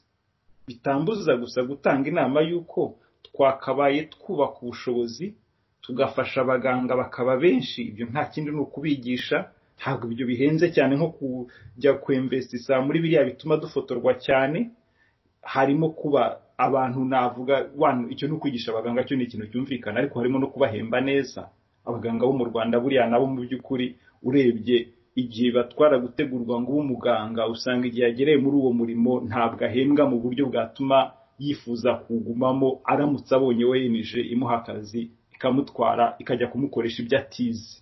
Aho rero urumva washatse guteza imbere uwo mwuga hari ibindi wakora, ariko impungenge ufite nanjye nizo mfite zo kuvuga ngo abo baturage bagiye gusabwa ngo nibajye kwiroha kuri corona bafite ubushobozi bwo kuyirinda. Ese nibagenda ikabahitana, mu by'ukuri hari ikintu imiryango yabo izasigara ifashwa ngo abo bantu kubera uburyo bapfuyemo barimo kugerageza kwita ku bandi? Ni impungenge zumvikana, ariko nk'uko nabivugaga, ntabwo ubundi buriya urubuga rwa politiki rufunguye mu Rwanda, nzi ko abanyapolitiki babasha gutanga ibitekerezo byakabaye bitumwa ibintu bimwe by'ibyemezo bifatwa byashyira ubuzima bw'abaturage mu kaga bidafatwa. Ariko nk'uko ubizi mu Rwanda buriya niba babivuze biraza kuba nyine ihame, ubwo nyine bitangire gushyirwa mu bikorwa, abazapfa ntabwo bazabatumenyesha. Ntabwo bazabatumenyesha. Muri komantere nabonye umwe mu basomyi yakoze kuri iriya nkuru yavuze ati bariya bakangurambaga b'ubuzima, abajyanama b'ubuzima yabagereranyije n'ababana bari mu gisirikare bitaga ba Kadogo. Burya ngo nibo bashyiraga kuri front line kujya kuvumbura kugira ngo niba hari umwanzi abaraseho, noneho abandi basirikare basanzwe bamenye ko ari umwanzi, ariko abo bana bo bahatakarije ubuzima. Umusomyi umwe yavuze ati bariya bajyanama b'ubuzima nabo babashyize kuri front line kugira ngo abe ari bo corona ibanza kwica. Sinzi nawe niko ubibona. Wabyerega, reka nkubwire, imibare iri mu bihugu corona yabanjemo irabigaragaza. Ntabwo corona ari ikintu cyoroheje, irandura kandi cyane. Gufata rero umuturage uri aho ngaho udafite gutegurwa guhagije, udafite burya ubundi hari ibintu wigishwa ukumva neza imiterere yabyo, nka bino bintu bijyanye n'ibyorezo. Navuga yuko biba bifite uburyo abaganga baba barabyize bakamenya igihe hariho icyorezo uko bitwara kugira ngo kiye gukomeza kugenda gihererekanywa hagati y'abantu. Nk'uko rero wabivuga ati bimeze nko gufata nk'abo ba Kadogo ushyize imbere, mu by'ukuri urumva yuko birasobanutse rwose yuko abo bantu ubuzima bwabo buzaba buri mu kaga, kubera yuko ntabwo bazahabwa, nako nta n'umwanya uhari, nta mwanya uhari wo kubategura kugira ngo bamenye uko bitwara mu kibazo nk'icyo ngicyo.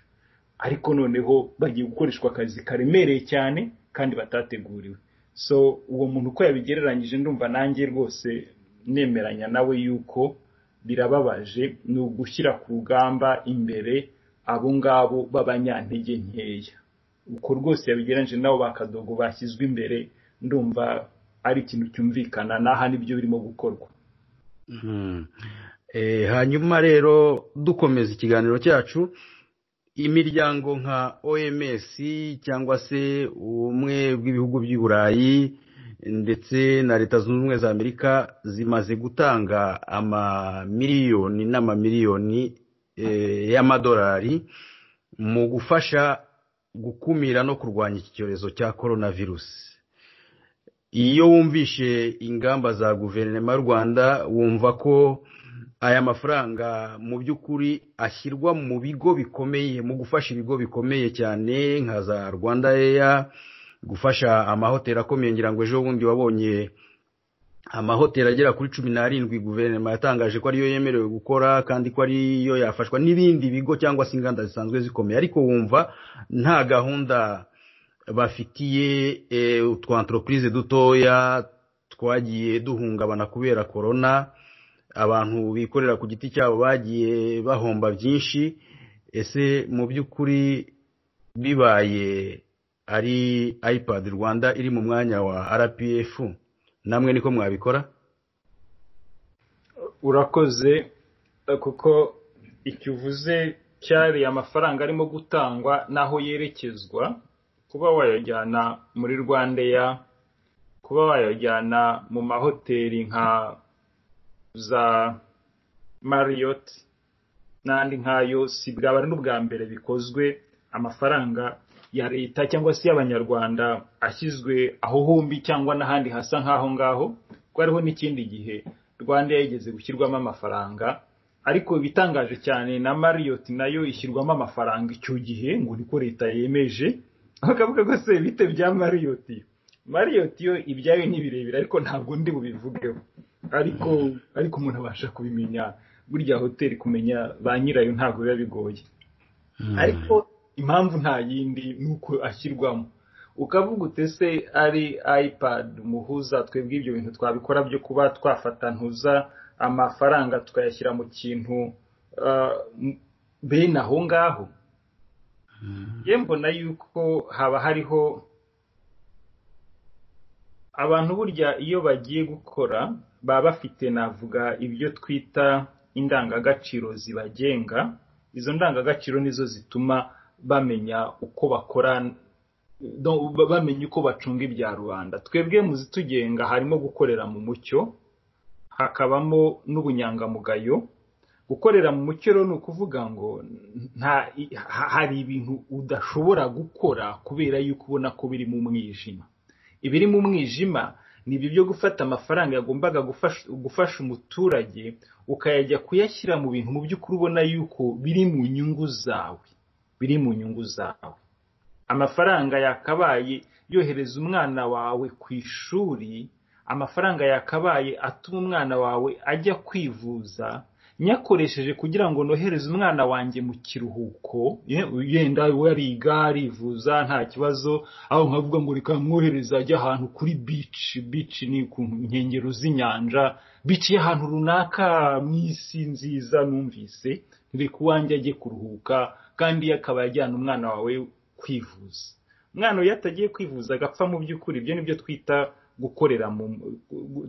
kudakorera mu mucyo. Ni ukuvuga ngo mba nakwibye, mba naguhemukiye, mba nagukorera ibi bitandukanye. Natwe rero iby'iwacu uyu munsi dufite abanyarwanda bishwe n'inzara kubera iki kibazo nyine cya corona. Ibyo birazwi, nta banga ririmo. Ufashe amafaranga yakabaye abafasha kugira ngo barye, ukavuga ngo nango Rwanda yeyango rose ngo rikiguruke vuba igende, ngo ni ibintu by'ingenzi cyane ngo kugira ngo iguruke. Ugashaka ko Rwandair iguruka ngo igende ijye mu mahanga haturutse corona, ugashaka kohereza Rwandair itari yanakira, ahubwo ubwo bivuze ko uko abantu bazaba bagenda ariko bazaba bagarukana n'indi. Kandi utaremera ko noneho n'ingendo hagati mu gihugu zikorwa nk'uko byari bisanzwe ngo nazo zikomeze. Aho ukavuga ngo izo mu gihugu nizirorere, n'amafaranga yakabaye atunga abantu ntabwo ari ngombwa, reka twohereze Rwandair igende, byo birihutirwa cyane. Ibyo ngibyo icyo bisobanuye ni iki? Biba bisobanuye mu by'ukuri abayobozi, umuturage adafite ikintu na kimwe abwiye byo kuvuga ngo ibyo dukora turabikora mu nyungu twebwe twifitiye, we wa muturage we ibyo birakureba. Icyo ngicyo rero nkumva yuko ese twebwe niko twabikora? Oya, ntabwo ari uko nguko twabikora. Nge ndakubwiza ukuri, mbaye mfite iyo mitekerereze, hari ibindi bintu mbaye mfite imitekerereze yakora nk'ibyo ngibyo turi kugaya, hari ibindi bintu byinshi nashobora gukora nari kuba naragiyemo bitari politike. Kuko icyo nabwira abantu nuko nge nagiye muri politike ndi mukuru, nagiye muri politike naramaze kubona ibyo nkora mu bundi buzima bwo hanze, mbona umuntu yakora bikagenda, kandi numva amaze kubigiramo uburambe na stabilite yatuma numva yuko wabikora bikagenda. Ni ukuvuga ngo kuguma muri ibyo biroroshye kurusha kujya muri politike noneho ukajya kuba umubandi, ukajya kuba umuntu ugiye kuzajya urya iby'abantu, no, icyo gihe navuga yuko waba ufite ikindi kibazo. Ntabwo nagiye muri politiki kubera yuko data cyangwa sogokuru bayikoze, ntabwo nagiye muri politiki kubera ko ari mwene wacu urimo, nta nubwo nagiye muri politiki kuko numva hari ikintu nazayungukiramo kindi. Ariko nemera yuko muri ino generasiyo yacu dufite inshingano z'uko ibibazo biriho tugira uruhare mu kubitangira ibisubizo, kandi ko ibyo tutabikoze twazagira igihe twazumva tutanejejwe n'uko twabayeho. Njyewe niko niyumva, hari ibintu uyu munsi ntakoze nazagira igihe nkumva sinejejwe n'uko nabayeho. Uyu munsi rero ibyo ndimo gukora numva ni inshingano zanjye nk'umuturage ukunda igihugu cye kandi ukunda abanyarwanda, kandi uvuga ngo ibyo tugaye uyu munsi nibyo tugomba gukosora. Ni ukuvuga ngo igihe icyo ari cyo cyose naba mfite ubushobozi n'uburenganzira bwo gucunga iby'abaturage, nabyubaha ku rwego rwo hejuru cyane. Ucyumva ariko ndavuga ngo ku rwego rwo hejuru cyane, ku buryo uwo ari we wese wakora imikorere nk'iyo turimo kugaya, ngenda hamya ko yagirana ikibazo nanjye. Buriya na bariya na FPR nuko ntayifiteho ubushobozi, nyifiteho ubushobozi, buriya nayirogoya cyane, ntabwo ibintu nk'ibyo byabikora ngo nyihorere. So ni icyo numva navuga, ibyo ndabigaya cyane. Muri makeya ntabwo nabikora, nta nubwo nashyigikira ubikora. Uri n'inshuti yanjye ukabikora, ubwo nyine ikinteranya nawe cyaba cyabonetse. Nuko ntekereza yuko abantu benshi babigaya, kuko igihimba cyangwa se amashami ntibishobora kubaho imizi itariho. Bwana Gilbert Mwenedata, nsigaje ibibazo nka 2 gusa cyangwa 3 byo kukubaza. Ntabwo twajya kuvuga ku ngorane cyangwa se ubugome bwakorewe mugenzi wawe nawe wari washatse kwiyamamaza mu 2017, uwo bita Sekikubo Fred Barafinda, wafashwe mu minsi yashize ajyanwa mu kigo cy'abarwayi cyangwa se abafite ibibazo byo mu mutwe, ikigo cya Caraes Ndera, hanyuma afungirwayo. Ibyamubayeho byose ngira ngo wagiye ubyumva, ariko ikintu nshaka kuvuga cyane cyane gihangayikishije kandi gishobora kuba ari kimwe mu bimenyetso by'ibyamukorewe. Umudamu we aravuga ko kuva barekura Barafinda yagerageje kwirukanka ku kigo cya Caraes Ndera, abasaba byibuze ko bamuha impapuro zigaragaza ubuvuzi bamukoreye. Ariko n'uyu munsi nta n'agapapuro na kamwe kanagaragaza ko yigeze abindera uwo muryango wahawe. Bwana Gilbert Mwenedata, iki kibazo mu by'ukuri nkawe nk'umunyepolitiki wagikoraho iki, wakivugaho iki, ubaye uri mu mwanya wo kugikemura?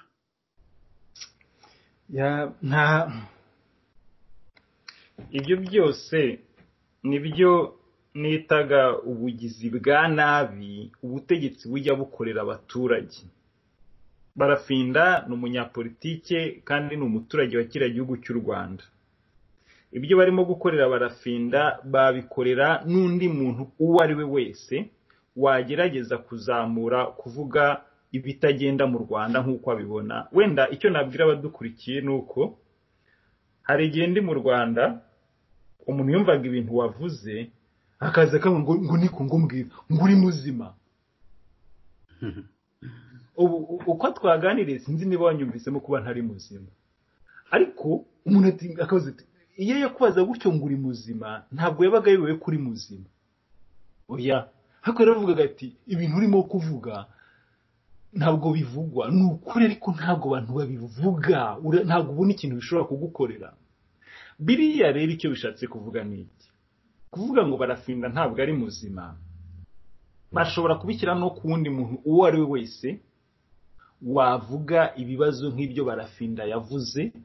Umuntu uwo ari we wese wavuga ko kuba abaturage bari mu manegeka barimo gusenyerwa ari akarengane, ko bitakabaye bibaho, yavuga ko ibyo bigaragaza imiyoborere mibi n'igitugu, uwo nawe yabizira kabone n'ubwo yaba atavuze mu magambo ye harimo gutebya no gusetsa abantu nk'ibya Barafinda.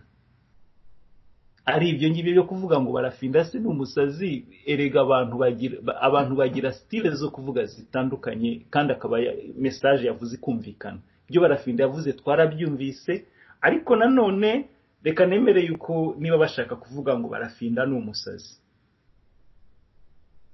hari ntuza wenda ntabwo ndi bubijyemo cyane, ariko hari insigamigani zabagaho bavugaga basobanuraho ririya jambo ryo kuvuga ngo umusazi arasara akagwa ku ijambo yaturutse. Icyo nshaka kuvuga ntayigiyemo y'ubwayo nuko niba bamwita n'umusazi, ariko icyo yaguyeho ni ijambo kandi yaguye kuri renze rimwe. Ibyo avuga ni ukuvuga ngo ni ibibazo byugarije Abanyarwanda. Ushaka kumwita umusazi azabanza avuge ngo yavuze iki kibazo kandi kitabaho. Icyo gihe yababaye umusazi kuko yaba ari disconnected ku bijyanye n'ibi biri kubera mu gihugu. Ariko Barafinda ibyo yavuze biriho, ukavuga uti ko yagiye Indera akabasaba kugira umugore wenda akagira ngo bamuhe impapuro bakanga kuzitanga. Biriya bene kariya karengane akenshi ubusanga yuko n'abariya bagakoreshwa abo b'Indera nabo baba bahindutse ibindi bikoresho. N'abantu baba bavuga ngo bo ngo ubwabo ngo ni bazima, ariko wakumva ibyo bakoreshejwe bikagaragaza yuko niba ari nabazima ariko baba bahindutse bazima b'ibikoresho. Barafinda rero cyambere icyo twavuga ibimubaho na karengane kadakore Barafinda wese wenyine, kagiye gakorerwa buri umwe wese wagiye agira ubushake bwo kugaragaza ko ashaka gutanga umusanzu mu gukemura ibibazo by'abaturage. Buri muntu bamushinja icyo babona bagerageza kikenda kumufataho. Navuze Dr. Niyitegeka Theoneste na yuko mu 2003 baje kumugerekaho Gacaca yaraje bamugerekaho ibijyanye na genocide, n'uyu munsi arafunze, sibyo? Badeho mushahidi nuko Badeho mushahidi n'uyu munsi nawe ibyo bamugeretseho biraho ngaho. Uwahoze ari perezida uriya Bizimungu ibyo bamugeretseho biraho ngaho. Ba Ingabire ibyo babageretseho, ba Diane Rwigara ibyo babageretseho, warundura se wareka nde wasigande. Ni ukuvuga ngo mu yandi magambo buri muntu bashaka ibintu bamugerekaho kugira ngo babone uko bamushyira ku ruhande. Barafinda rero kitubabaza ni kimwe n'uburozi bamushyizemo kuko bwo buranagaragara. Umurebye ukuntu ameze, ukuntu yabyimbaganye, ukuntu ubona yuko ameze nabi, yaranabyivugiye ko yacitse intege, ukuntu ubona yuko ntago agifite ibakwe n'imbaraga mbere yari afite. Mburabona harimo ibintu nyine icyo bananiwe gukoraho wenda n'ubwenge bwe, ariko umubiri barawujahaje. Ibyo ni ibintu bibabaje kuvuga rero ngo batanga impapuro. Nese ntabwo waruga umuntu ngo ujye gutanga n'impapuro. Biriya birababaje, bitandukanye n'uburenganzira bwa muntu. Ubundi RIB se niyidetemera ko umuntu ari umusazi ngo RIB ngo iramusuzumye ngo imubaza ibibazo ngo ibonyemo ubusazi bamujyanye Indera kubwemeza. Ofete RIB yajyanye Barafinda Indera ngo bemeze ubusazi RIB yabonye. Urumva kuko Indera barabwemeza, RIB irabitangaza. Ubu noneho ngo uzajya amuvugisha ngo azajya ahinduka umunyabyaha. Babonye ko Barafinda akomeza kuvuga ngo nuzavugisha Barafinda ngo azitwa umushinyaguzi w'umunyabyaha nawe azabizira. We rero ntamutinzeho, utabona ko ari akarengane yaba afite ikindi kibazo, ariko birababaje, ariko ntago byadutunguye. Burya hari umuntu umaze kumenyera uko akora, yakora ibintu ukavuga uti niko yabaye. Buriya butegetsi niko bwabaye, ni kuriya bukora kuri buri umwe wese batavuga rumwe. Bwana Gilbert, akabazo ka nyuma ni akabazo gaturutse kuri umwe mu badukurikiranye. Ni ikibazo avuze ati mbariza Gilbert mwene data, utese mu by'ukuri igihe yiyamamazaga ashaka kwiyamamariza umwanya wa perezida wa Repubulika, mu by'ukuri yaba yarabonaga koko bishoboka ko uwo muryango waba ufunguye cyangwa yashakaga guhinyuza? Bwana Gilbert mwene data, ngo waba warashaka guhinyuza cyangwa wabonaga ko bishoboka? Urakoze. N'uwo mugenzi wacu bajije icyo kibazo numva namusubiza. Washakaga guhinyuza cyangwa wumvaga umuryango ukinguye? Burya icyo namubwira nuko umuntu wese ushaka kubaho neza akora ibyo yemera, ibyo wemera ukabikora. Ngewe icyo nemeraga rero nicyo nakoze. Wenda iyo ukoze ibyo wemera outcome buri gihe ntabwo burya wenda yo nawe ntabwo ubuyizi cyangwa ubuyiteze. Urugero, iyo mbona hari akazi nshobora kuba nakora kagakora neza ndagasaba, ariko hari utuzi twinshi nagiye nsaba simpubone. Icyakora utuzi nabonye turi mu two nasabye, sinzi niba icyo cyumvikana. Hari utuzi twinshi nasabye simpubone, ariko utuzi nagiye nkora twabaga turi mu two nasabye. Ni ukuvuga ngo kugira ngo biriya hari icyo navugaga icyo nemera nkagikora ni iki.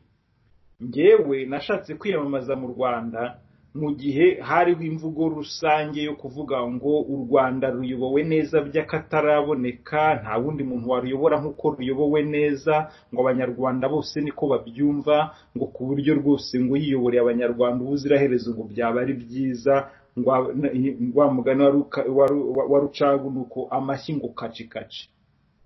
Nge nanze gukoma amashyi mu gihe numva amashyi adakenewe, nanga kwemera imvugo y'ikinyoma njya ku mugaragaro ndavuga ngo iyo mvugo ntabwo tuyemera, nta nubwo ikwiriye, ni ikinyoma ndetse iranashujuguje, irateza abanyarwanda agaciro. Ibyo nakoraga ndacyari ku rwego rwo kuvuga ngo nge ndimo gukora ibyo nemera. Nemeraga ko ari ikinyoma, mvuga ko ari ikinyoma. Navugaga ko bitesha abanyarwanda agaciro, ndabivuga. None nemeraga yuko u Rwanda nshobora kuruyobora neza kurusha uko ruyobowe, na n'uyu munsi ndabyemera, na n'uyu munsi ndabivuga. Kandi ntabwo ari ngewe gusa. Iyo mvuga gutya abantu ntibazibeshye ngo mba mvuga ngo ni nge gusa wayobora u Rwanda neza kurusha uko ruyobowe. Oya, hari n'abandi benshi nemera ko baruyobora neza kurusha uko ruyobowe. Noneho rero akatubaza tese ati wumvaga ibyo bintu bishoboka? Ega burya hari byashobokaga, kuvuga ibyo navuze byarashobokaga. Abantu burya kenshi iyo turi gukora ibintu hari igihe bareba wenda wa musaruro wa nyuma. Nshobora kuba wenda ngiye kwirukanka marato nkagenda wenda nkumva hongereye imbaraga zanjye zigereye ku birometero 20, nagarukira aho ngaho, ariko kamere numva naba nakoze ibyo waba wagerageje uko nari kuguma mu rugo. Nkavuga ngo nagerageje, ngeze ku birometero 20 numva ndananiwe, ariko nagerageje. Hariya rero reka mbabwira icyo nari nshoboye kuvuga kandi naravuze. Icyo ngicyo ndumva nari ngishoboye, nta nuwabihakana. Uwo wenda n'uyu munsi wajya kureba ijambo navuze icyo gihe yabona yuko ibyo navuze byari bikenewe kandi narabivuze. Ibyo mvuga ngo byari bikenewe nabibwiwe n'abanyarwanda benshi bari imbere mu gihugu, bazaga bakambwira ati turagushimira, kandi barabo mu nzego zose no mu byiciro byose. Ibyo wavuze byose ni ukuri, ariko rero reka turebe niba uzaba amahoro. Ibyo nabibwiwe n'abantu benshi. Ni ukuvuga ngo nge uko mbifata akazi k'umunyapolitike, umunyapolitike atanga message, abanyarwanda nabo bakayumva. Kandi icyo nakubwira nanabwira n'ubu dukurikiye si icyo gusa. Na mbere yaho mu 2013 nagaragaje ko nshaka kwiyamamaza, ngira n'amahirwe yo kugenda hirya no hino mu gihugu. Kiriya rero 2017 icyo nashakaga cya mbere wenda ntabonye, yari ayo mahirwe yo kuzenguruka hirya no hino mu gihugu kugira ngo mbwire abanyarwanda ibyo numvaga nshaka kubabwira, no kugira ngo ikinyoma bari barabwiwe rwose tugitesha agaciro, tugishyire ku karubanda ku mugaragaro. Ibyo ngibyo birumvikana yuko abanyimamaje icyo kinyoma bari maso kugira ngo badukumire. Kubindi rero byagombaga gukurikiraho, nge ndavuga ngo ntabwo naremewe kuyobora u Rwanda. Imana yandemeye ibintu byinshi byiza by'agaciro, bimwe narabikoze, ibindi nzabikora, ariko hari byinshi nashobora gukora. Ni ukuvuga ngo nta nubwo navuga ngo buriya ngo byabaye sheke, ngo narabitekereje ngo sinabikora. Oya, mu byo natekereje kiriya gihe hari ibyo nakoze. Of course ntabwo ari byinshi, niyo mpamvu nabigeranje nuko umuntu yakwirukanka ariko akaza kugera ahantu wenda agasanga umuhanda wacitse, ntabwo wamaza ngo ese ku muhanda wacitse wajyaga hehe. It's okay, nge narenze, ntabwo nari mbizi, ibyo simbi controller. Nakiriya cyo navuga yuko nuko numva nabisobanura, narenze ibibazo biri mu Rwanda. Emwe nicyo nabwira abantu, nge narabikozemo igihe kinini, ko mu Rwanda hari ubusesenguzi bwinshi twakoze bujyanye n'ukuntu ruyobowe, tuganira n'abantu mu byiciro byose. Ibyo abadukurikiye bazi nari mbizi, hariho n'ibindi nari nzi wenda bitewe n'impamvu runaka, ariko nakomezaga kwizera mu mutima wanjye yuko hari ikintu nabwira abanyarwanda, aba ari byo nkora. Hari ibyo twashoboye, hari n'ibyo tutashoboye, ariko icyo twashaka kugaragariza abanyarwanda ni ubushake bwari buturimo icyo gihe na n'uyu munsi buturimo wo gufatanya nabo gukemura ibibazo bibugarije. Ndumva ari uko nagisobanura. Nuko wagisobanura. Reka rero dusoreze kuri aka ngaka, n'ubundi twandikiwe n'umukunzi wacu aragira ati mutubarize inzira twanyuramo, mbese umuntu waba ashaka kwinjira muri iPad umuhuza yaca mu yihe nzira? Inzira ni nyinshi. Hari abenshi bagiye batwandikira banyuze kuri website yacu. Kuri website yacu hariho ahantu nyine, hari no mu rindi bara niba mbyibuka neza umenya ari nk'ibara ry'icyatsi, ivuga ngo niba ushaka gufatanya natwe cyangwa se ngo join us. Hari abagiye bayicamo tukavugana hanyuma tugafatanya, ku buryo numva yuko aho ni bumwe mu buryo.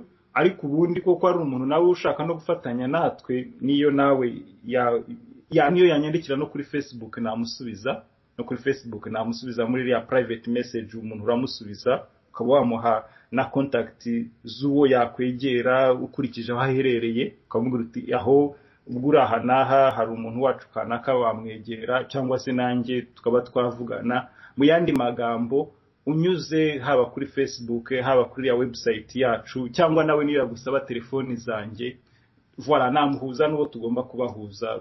Hari uburyo tubikora. Numva ari cyo nabisobanura. Urakoze cyane. Banyarwandakazi, inshuti muduteze amatwi, tugeze mu mwanya wo gusoza ikiganiro cyacu. Turagira ngo tubashimire umwanya mwaduhaye wo kudutega amatwi, tubashimire kandi ibitekerezo mutanga mu kiganiro biza tubireba tugaceceka. Tunabasaba gukomeza gusangiza ibiganiro byacu abakunzi banyu. Bwana Gilbert Mwenedata, ndagira ngo ugire ubutumwa bwihariye wagenera abanyarwanda muri rusange.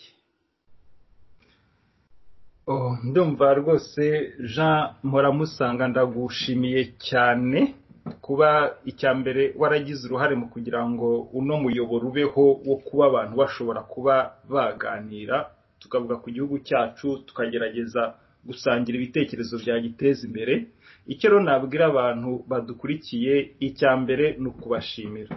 Niba hari umuntu wadukurikiye kuva dutangira akaba yagejeje ahangaha tukiri kumwe, uwo ni umusanzu ukomeye cyane, kubera yuko mu kugira ngo twubake igihugu cyacu bikenera ko tuganira.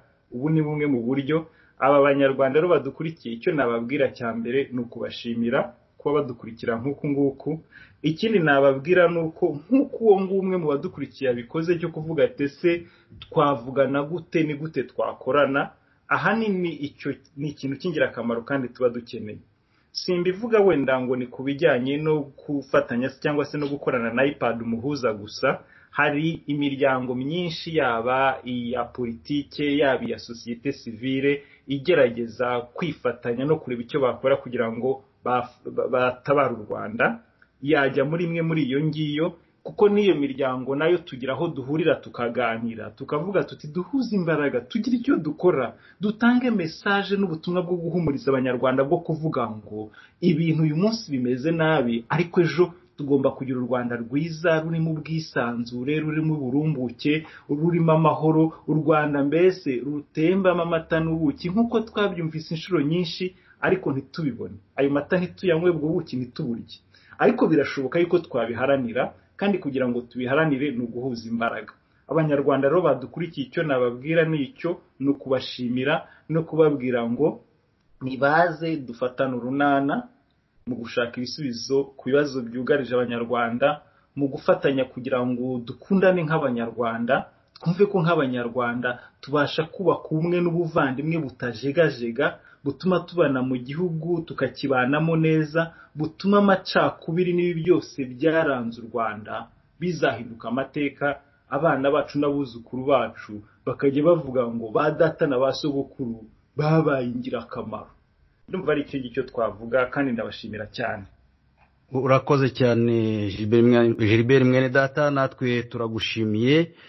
tugushimiye umwanya waduhaye kuza gutanga ibitekerezo no kujya inama ku buryo twagira u Rwanda ruzima kandi u Rwanda rubereye abanyarwanda bose. Twizere ko n'ubutaha nitukwitabaza mu biganiro byacu uzatugoboka. Nshuti muduteze amatwi, tubibutse ko Gilbert Mwenedata ari umuyobozi wa IPAD umuhuza, nk'uko mubyibuka akaba yarabaye umukandida mu matora ya perezida wa Repubulika mu 2017, aba kandi umukandida depite wigenga mu 2013. Tunababwire kandi ko nk'uko yabibasezeranyije yiteguye gutanga umusanzu wari wo wose wo kubaka u Rwanda. Turabashimiye rero mwebwe mwese mwabanye natwe, naho utaha mu kiganiro biza tubireba tugaceceka. Mwari kumwe na Jeanne Pomsene Mporamusanga. Mugire umugoroba mwiza.